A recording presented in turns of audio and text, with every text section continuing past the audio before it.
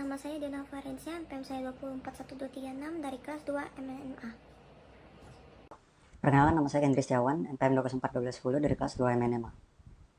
Nama saya Nadifah Permata dengan NPM 2041242 dari kelas 2 MNMA. Nama saya Julia Kristini dengan NPM 2041269 dari kelas MNMA. Latar belakang UMKM merupakan kegiatan usaha yang saat ini memegang peranan penting dalam mendorong aspek perekonomian suatu daerah dan negara. Alimah Seafood adalah salah satu UMKM bergerak di bidang kuliner yang berada di wilayah Kota Batam.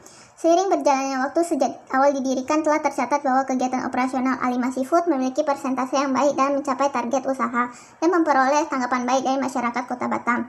Namun peningkatan kegiatan operasional Alimah Seafood terbilang tidak cukup lama sebab sejak terjadinya masa pandemi virus COVID-19 pada awal Maret 2020 di Indonesia menyebabkan banyak sekali dampak negatif yang dirasakan usaha Alimah Seafood.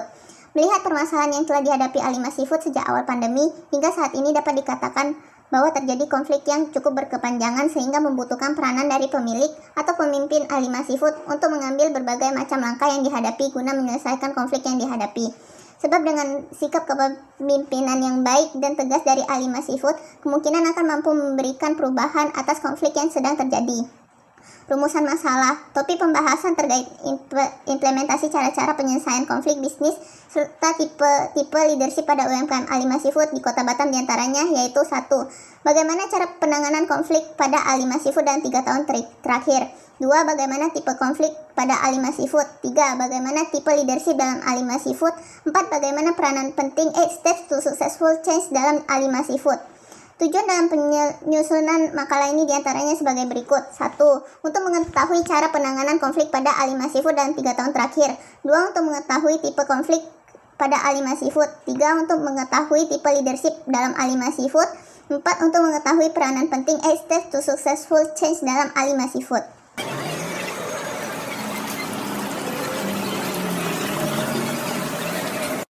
Bab 2. Landasan teori konflik bisnis. Dalam bidang bisnis diketahui bahwa suatu konflik terbilang bersifat mengkhawatirkan sebab terdapat banyak sekali kompetitor yang cukup ketat sehingga perselisihan terhadap konflik di masa mendatang tidak dapat dihindari.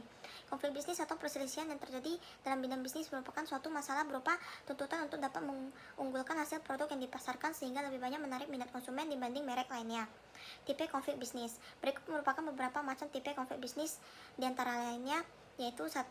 Ketergantungan satu sama lain. Tipe konflik ini terjadi akibat adanya ketergantungan antara pegawai satu sama lain saat mengerjakan tugas, sehingga apabila dalam keadaan sendiri tidak mampu menyelesaikan tugas dengan hasil yang maksimal. 2. Adanya perbedaan gaya bekerja.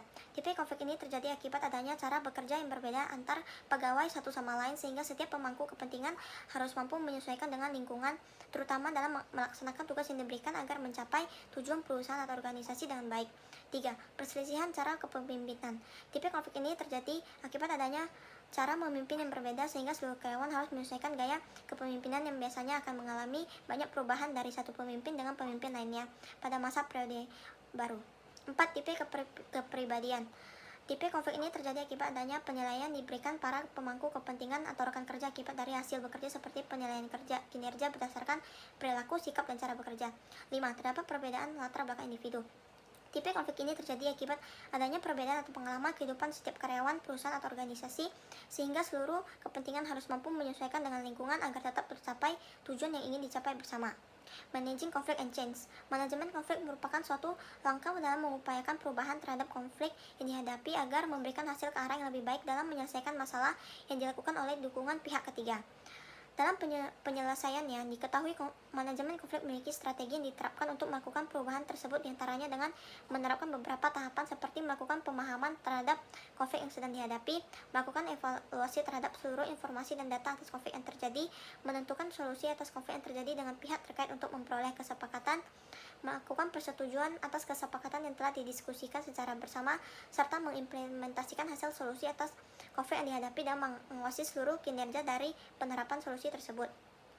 Leadership. Kepemimpinan merupakan proses yang membutuhkan interaksi, hubungan, pengaruh, dan tindakan terhadap suatu pencapaian bersama. Tipe leadership. Setiap perusahaan atau organisasi tentu membutuhkan peranan dari seorang pemimpin yang memiliki sikap dan karakteristik yang mampu berperan penting terhadap kelancaran seluruh operasional kepentingan internal dan eksternal perusahaan. Adapun hal ini menjadikan jenis kepemimpinan dalam sebuah perusahaan atau organisasi, diantaranya yaitu 1. Kepemimpinan demokratis. Tipe pemimpin ini memiliki gaya yang efektif sehingga mampu menciptakan para karyawan yang bersifat inovatif dan kreatif terhadap gagasan yang diberikan guna menunjang peningkatan perusahaan. 2. Kepemimpinan otoriter. Tipe pemimpin ini memiliki sisi baik dalam memastikan seluruh kegiatan operasional perusahaan harus mampu terselesaikan tepat waktu secara efisien dan efektif. 3. Kepemimpinan karismatik. Tipe pemimpin ini memiliki sisi yang mampu menarik para karyawan dengan senang hati dalam berkontribusi terhadap kebutuhan pemimpin seperti dari hal kecil hingga besar.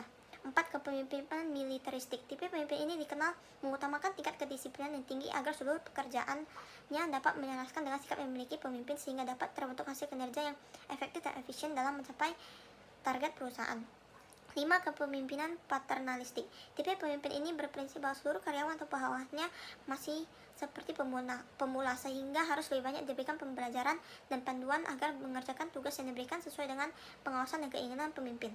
Bab 3. Metode. Penelitian memanfaatkan metode pendekatan kuantitatif. Menurut Sugiono adalah penelitian atas dasar guna mengetahui populasi tertentu dengan mengambil sampel secara acak. Peneliti menggunakan metode pendekatan kuantitatif karena beranggapan metode tersebut sesuai dengan uji penelitian yang dilakukan serta mengingat adanya keterbatasan waktu dalam mengerjakan penelitian ini.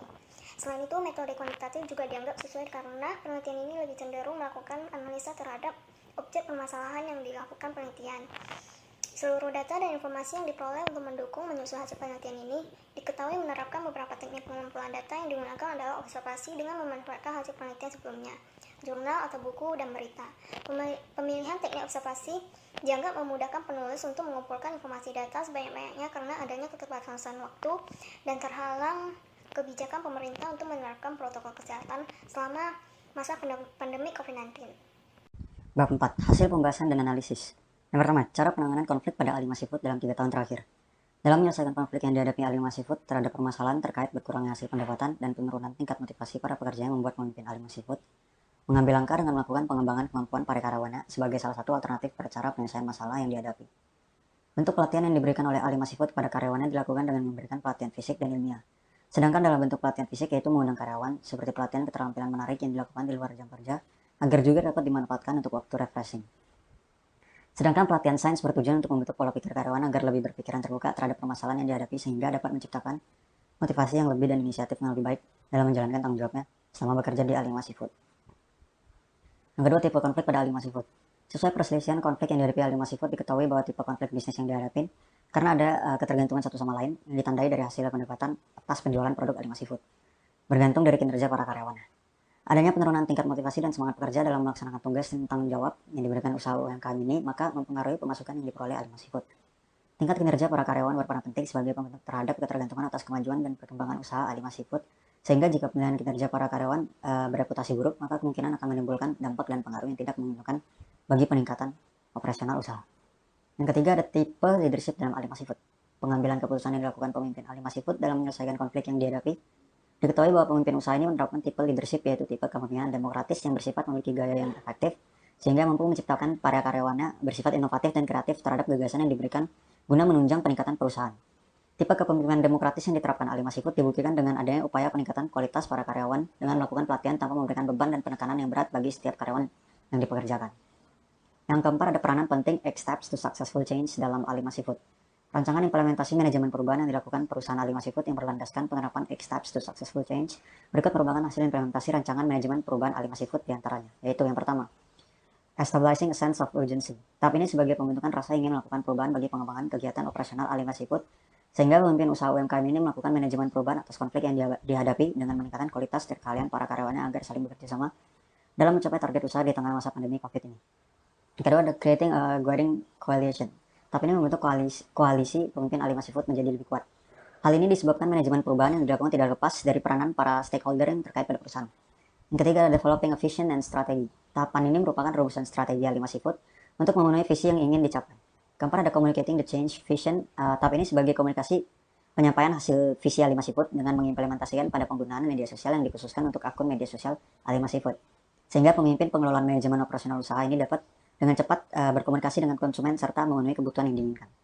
Yang kelima ada empowering broad-based action. Tahap ini membentuk Ali Masih Food merancang ancaman risiko yang terjadi selama menyelesaikan konflik yang kemungkinan akan terjadi di tengah masa pandemi saat ini. Yang keenam ada generating short-term wins. Tahap ini sebagai perencanaan ahli seafood dalam mencapai target operasional pemasaran bidang kuliner hasil menu makanan dengan jenis seafood dalam waktu singkat meskipun di tengah masa pandemi ini. Yang ketujuh ada consolidating gains and producing more change.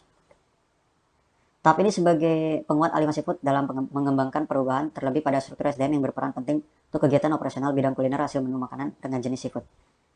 Yang terakhir, yang ke-8, anchoring new approaches in the culture. Tahap ini diupayakan ahli seafood dalam memahami setiap perbedaan budaya dan lingkungan yang dihadapi di masa mendatang. Sebab kondisi lingkungan saat ini sering mengalami perubahan yang tidak dapat diprediksi. Kesimpulan, berdasar hasil pembahasan yang telah disampaikan, diketahui bahwa konflik perselisihan yang dialami UMKM A5 Seafood adalah adanya berkurangnya pendapatan atas penjualan produk menu makanan seafood yang ditawarkan pada masyarakat terutama dalam keadaan masa pandemi COVID-19. Hal ini menyebabkan pemimpin A5 Seafood mengambil berbagai macam langkah untuk mengendalikan konflik yang dialami dengan melakukan peningkatan terhadap pelatihan kemampuan karyawannya, sehingga dapat mempengaruhi khususnya pendapatan A5 Seafood kembali stabil. Saran yang dapat diberikan dari hasil penyusunan penelitian ini adalah bagi peneliti di masa mendatang untuk menggunakan banyak sumber referensi pendukung lainnya, mengingat banyaknya hambatan yang dimiliki penulis saat ini.